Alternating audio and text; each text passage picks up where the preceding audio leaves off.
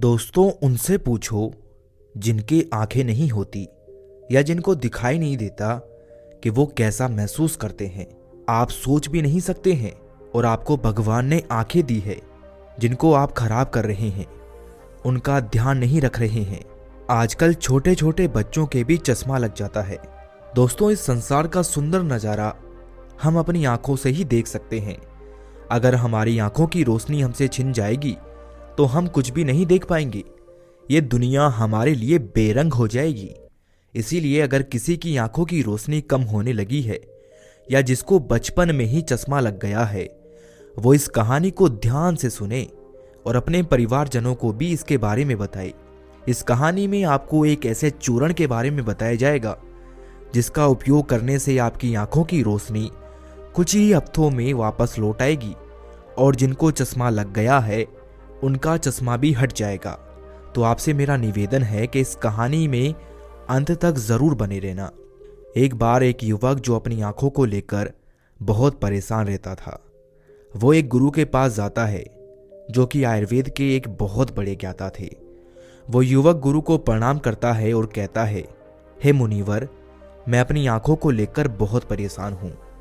मेरी आंखों की ज्योति दिन भर कम होते जा रही है। मुझे सब कुछ धुंधला धुंधला दिखाई देता है। कई बार तो मेरी आंखों में बहुत ज्यादा दर्द और जलन होता है और बहुत ज्यादा आंसू भी निकलते हैं। गुरुदेव, मेरी आंखें समय से पहले ही मेरा साथ छोड़ रही है। कृपा करके आप मुझे कोई ऐसा समाधान बताइए जिससे मैं अपनी आंखों की रोशनी को फिर से प्राप्त कर सकूं और आंखों की इन सभी समस्याओं से हमेशा हमेशा के लिए छुटकारा पा सकूं। उन गुरु ने उस युवक की सभी समस्याओं को ध्यान से सुना और फिर कहा कि बेटा, हमारे आयुर्वेद में आंखों से संबंधित एक पूरा उपनिषद लिखा गया है जिसे चक्षु उपनिषद कहा जाता है। इसके अलावा हमारे महर्षि वाग्भट ने आंखों के इलाज से संबंधित कई उपाय बताए हैं, कई नियम बताए हैं, जिसमें कुछ प्रमुख नियमों के बारे में आज मैं तुम्हें बताता हूँ। और इसके साथ ही आज मैं तुम्हें एक ऐसे चूर्ण के बारे में बताऊंगा जिसका 15 दिन उपयोग करने से ही आपकी आंखों की ज्योति जो है वो वापस लौट आएगी। और साथ में ही इन नियमों का पालन करने से सिर्फ कुछ ही हफ्तों में आपकी आंखों की रोशनी में एक आश्चर्यचकित परिवर्तन होगा। आप खुद देखेंगे कि आपकी आंखों की रोशनी वापस लौट आएगी और आपको पहले से अधिक स्पष्ट दिखाई देगा। और अगर तुम लंबे समय तक इस चूर्ण का उपयोग करते हो और इन नियमों का पालन करते हो तो तुम्हारी आंखों की सभी समस्याएं, सभी बीमारियां जड़ से खत्म हो जाएंगी और तुम्हारी आंखें हमेशा के लिए स्वस्थ और दृष्टिपूर्ण बनी रहेगी। फिर गुरु उस युवक से कहते हैं कि बेटा, सबसे पहले इन नियमों के बारे में जानते हैं। इसके बाद मैं तुम्हें उस चूर्ण के बारे में, उस चूर्ण की विधि के बारे में बताऊंगा और यह भी बताऊंगा कि तुम्हें उसे किस तरह से प्रयोग करना है। फिर गुरु उस युवक से कहते हैं कि बेटा, अब तुम इन नियमों को ध्यान से सुनो।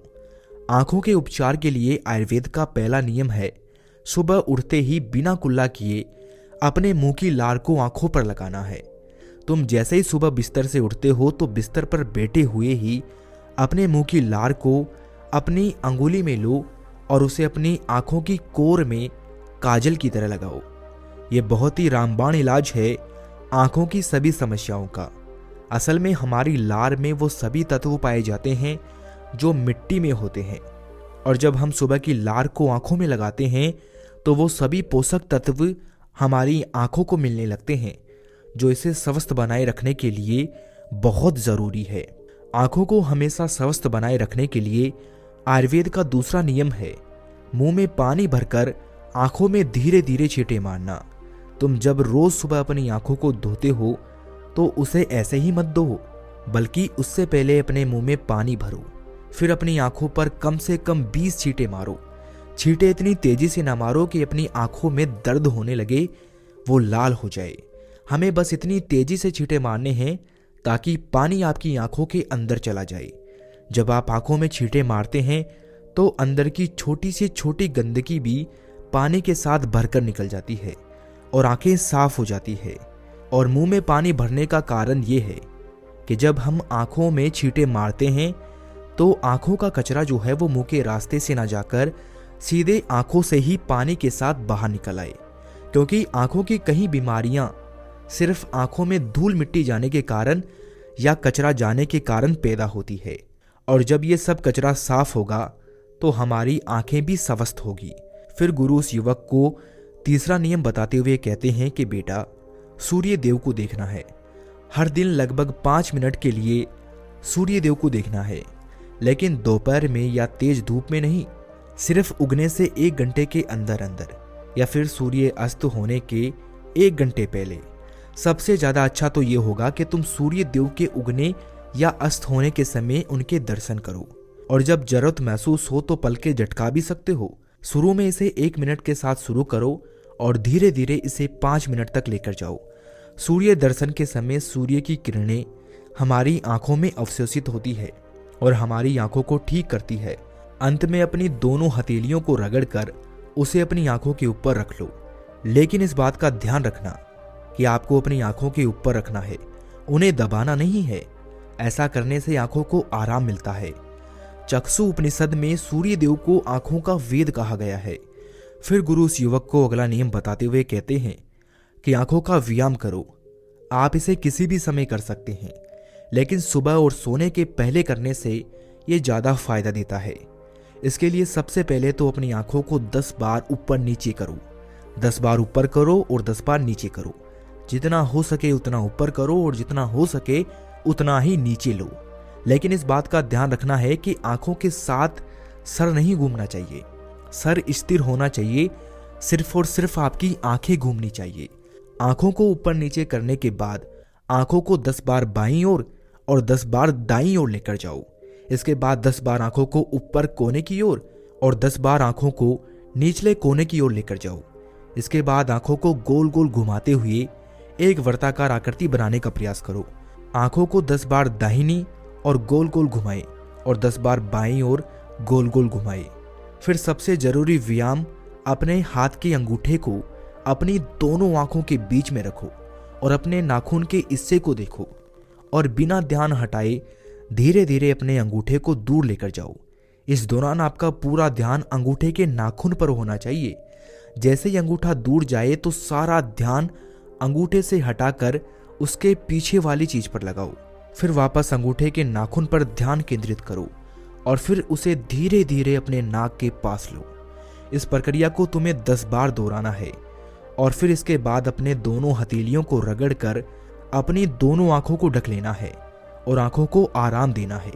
दरअसल हमारी आंखों के आसपास बहुत सारी मांसपेशियां होती है जो हमारी आंखों को चलाती है, उन्हें नियंत्रित करती है। बिना व्यायाम के ये मांसपेशियां कमजोर पड़ जाती है, लेकिन इस व्यायाम को करने से तुम्हारी आंखों की मांसपेशियां मजबूत होती है और वो अपनी कोई भी ताकत दोबारा हासिल कर सकती है। फिर गुरु अगला नियम बताते हुए कहते हैं कि शरीर को साफ रखो, क्योंकि शरीर साफ तो बीमारियां साफ। आयुर्वेद के नियम के अनुसार यदि हमारा शरीर भीतर से साफ है तो हमें कोई बीमारी नहीं हो सकती है। अगर हमारी आंतें साफ है और उनमें कोई भी पुराना भोजन जमा नहीं हुआ है तो हमारा पेट सुबह एक बार में ही साफ हो जाता है। हमें कब्ज की समस्या कभी नहीं होती है, तो हमारा हर एक अंग स्वस्थ रहेगा और हमारी आंखें भी स्वस्थ रहेगी। अपने शरीर को अंदर से स्वस्थ रखने के लिए तुम्हें रोज 16 घंटे का उपवास या फिर एक दिन 24 घंटे का उपवास करना चाहिए। फिर गुरु से आगे बताते हुए कहते हैं कि बेटा, अपनी आंखों को त्रिफला के जल से धो। त्रिफला एक बहुत ही प्रसिद्ध आयुर्वेदिक औषधि है। महान ऋषि वाग्भट ने त्रिफला को इंसानी शरीर के लिए अमृत तुल्य बताया है। त्रिफला जैसे ही उसका नाम है, ये 3 फलों से मिलकर बना है। पहला है आंवला, दूसरा है बहेड़ा और तीसरा है अरहड़। त्रिफला को बनाते समय इन तीनों की मात्रा का ध्यान रखना बहुत आवश्यक है।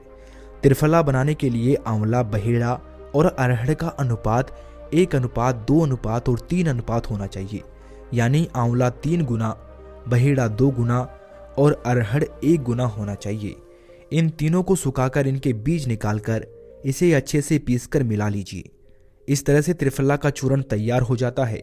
फिर इसे किसी मिट्टी के बर्तन में रख दीजिए और 1 चम्मच त्रिफला चूर्ण को 2 गिलास पानी में रात में भिगोकर रख दें और सुबह उसे छानकर अपनी आंखों को उससे धो लीजिए। ऐसा करने से बहुत ही तेजी से आंखों की सभी समस्याओं में आराम मिलता है और आंखों की रोशनी बहुत ही तेजी से बढ़ती है। त्रिफला न सिर्फ आपकी आंखों के लिए बल्कि हमारे शरीर के लिए भी बहुत फायदेमंद होता है, क्योंकि ये वात, पित्त और कफ तीनों दोषों को नियंत्रित करता है। शरीर को साफ करने के लिए त्रिफला को 2 तरीके से लिया जा सकता है, एक रात को और दूसरा सुबह। अगर आप त्रिफला सुबह लेते हैं तो गुड़िया शहद के साथ लो, और यदि आप त्रिफला को रात में लेते हैं तो दूध के साथ या फिर गर्म पानी के साथ इसे ले सकते हैं। रात में दूध या गर्म पानी के साथ जो त्रिफला खाया जाता है वो हमारे शरीर को साफ करने का काम करता है, गंदगी बाहर निकालता है। और सुबह जो गुड़ या शहद के साथ त्रिफला खाया जाता है ये पोषक तत्वों का काम करता है, यानी कि पोषक तत्व प्रदान करता है।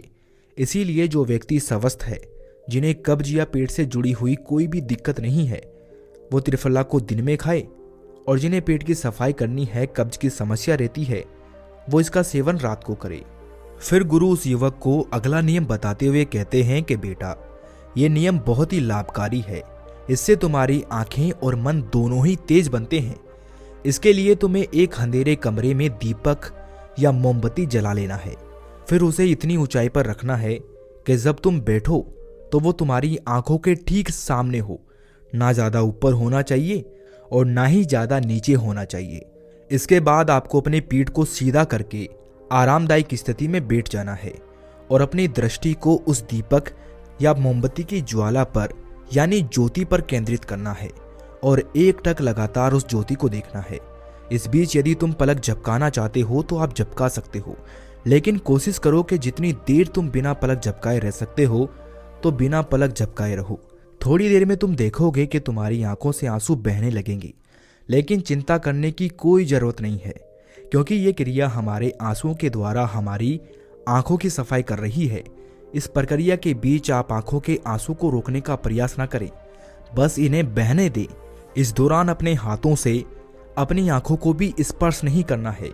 जब ये प्रक्रिया पूरी हो जाए तब अपनी दोनों हथेलियों को रगड़कर धीरे धीरे अपनी आंखों के पास लेकर जाओ और आंखों को ढक लो। ये प्रक्रिया रोज रात को सोने से पहले कुछ मिनट के लिए करो। फिर तुम स्वयं देखोगे कि तुम्हारी आंखों की रोशनी दिन प्रतिदिन बढ़ती जा रही है। इस प्रक्रिया को करने से आपकी आंखों की रोशनी के साथ साथ आपकी एकाग्रता भी बढ़ती है। फिर गुरु उस युवक को अगला नियम बताते हुए कहते हैं कि किसी भी ठंडी सब्जी जैसे खीरा, लौकी और आलू के छोटे छोटे टुकड़ों को कुछ मिनट तक अपनी आंखों के ऊपर रखो। जब हम खीरे या लौकी को इस तरह से छोटे छोटे टुकड़ों में काट कर आंखों के ऊपर रखते हैं तो हमारी आंखों के आसपास का जो क्षेत्र है वो ठंडा हो जाता है और बाकी का क्षेत्र गर्म रहता है, जिससे आंख और सर के बीच का जो तापमान है उसमें अंतर आ जाता है और ज़्यादा से ज़्यादा रक्त आंखों की तरफ आने का प्रयास करता है। फिर जिस जगह पर रक्त का प्रवाह ज़्यादा होता है उस जगह का इलाज खुद में खुद शुरू हो जाता है। इस प्रक्रिया को आपको हर दिन 10 से 12 मिनट तक ज़रूर करना है। इससे आपकी आंखों की रोशनी बढ़ेगी और आप ताजगी महसूस करेंगे। फिर गुरु उस युवक को अगला नियम बताते हुए कहते हैं कि बेटा, तुम्हें रोज ऐसा व्यायाम करना है जिसमें ज़्यादा रक्त का प्रवाह हो, जैसे शीर्षासन, भस्त्रिका आसन। ऐसे आसनों को करने से रक्त की ज़्यादा मात्रा आंखों की तरफ जाती है और आंखें स्वस्थ बनी रहती है।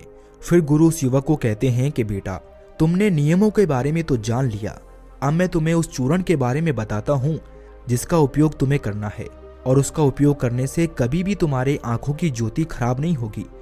और अगर जिनको चश्मा लग चुका है उनका चश्मा भी कुछ ही हफ्तों में उतर जाएगा। इस चूर्ण को बनाने के लिए आपको 4 चीज़ों का प्रयोग करना है, जिसमें पहली चीज़ है सौंफ, दूसरी चीज़ है बादाम, तीसरी चीज़ है धागे वाली मिश्री और चौथी चीज़ है काली मिर्च। हमें सबसे पहले तवे पर सौंफ को थोड़ा सेक लेना है। सौंफ को नेत्र ज्योति के रूप में अव्वल माना जाता है।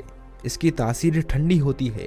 इसके साथ ही ये खाने को पचाने में बहुत ज़्यादा मदद करती है। सौंफ हमारे शरीर के मोटापे को भी कम करती है।